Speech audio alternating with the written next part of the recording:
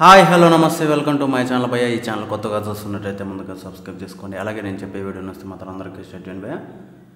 అయితే ఈరోజు మన టాపిక్ వచ్చేసి మన ఎన్టీఆర్ అన్న గురించి భయ్య.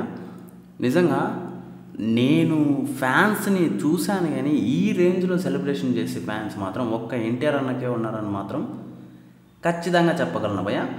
ఎందుకంటే ఇవాళ జరిగిన మన వైల్డ్ కింగ్స్ అంటే తిరుపతిలో ఒక జల్లికట్టు మాదిరి. యాక్చువల్గా దీనికి మన ఎన్టీఆర్ అన్నకి ఏం సంబంధమో అని మీరు అనుకోవచ్చు. వాళ్ళు ఏం చేశారంటే మొత్తం ఆ ఏరియా మొత్తం ఎన్టీఆర్ అన్న ఫ్యాన్స్ లాగానే ఉన్నారు. వాళ్ళు ఒక విగ్రహాన్ని పెట్టారు భయ్య. అంటే దేవరాలోని కటౌట్తో ఒక విగ్రహాన్ని పెట్టి ముందర సింహాన్ని పెట్టి, అసలు ఎలా వస్తాయి భయ్య వీళ్ళకి ఇలాంటి థాట్లు, మరి ఇంత వైల్డ్గా ఎలా ఉన్నారు అని చెప్పేసి చాలామంది అయితే కింద కామెంట్లలో కూడా అసలు దుమ్ము రేపుతున్నారని చెప్పచ్చు. అలాగే ఒక్క ఎన్టీఆర్ అన్నకే ఇలాంటి ఫ్యాన్స్ ఉంటారని కూడా కింద కామెంట్లో అయితే దుమ్ము రేపేస్తున్నారు. అయితే ఈ ఈవెంట్కి మన మంచు మనోజ్ అన్న కూడా వచ్చాడు భయ్య. నిజంగా సూపర్ అని చెప్పొచ్చు. అయితే ఇదంతా పక్కన పెడితే మనకు తిరుపతిలో జరుగుతున్న ఈ ఈవెంట్లో చాలా వరకు ఎన్టీఆర్ అన్న ఫ్యాన్స్ అయితే కాళ్ళు ఎగరేసుకునే మాదిరి అయితే సెలబ్రేట్ చేస్తున్నారు భయ్య.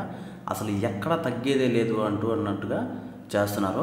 నిజంగా ఎన్టీఆర్ అన్న ఫ్యాన్స్ అందరికీ సలాం కొట్టచ్చు. ఎందుకంటే చిన్న చిన్న విషయాలను కూడా ఈ రేంజ్లో పట్టించుకొని అసలు ఎన్టీఆర్ అన్న ఫ్యాన్స్ మనం దేవరా సినిమా కూడా చూసాం భయ్య. అసలు షార్క్తో, ఒక రియల్ షార్క్తో అది కూడా చేశారు.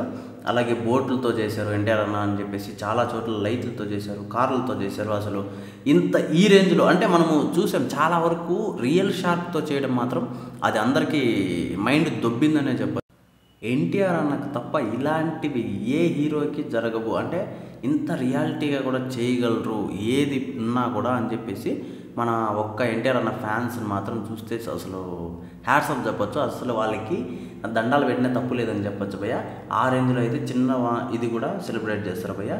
సూపర్ అని చెప్పొచ్చు. అయితే ఈ విషయం మీద మీరేమనుకుంటున్నారో కింద కామెంట్లో తెలియజేసేయండి. మర్చిపోకుండా తప్పకుండా దయచేసి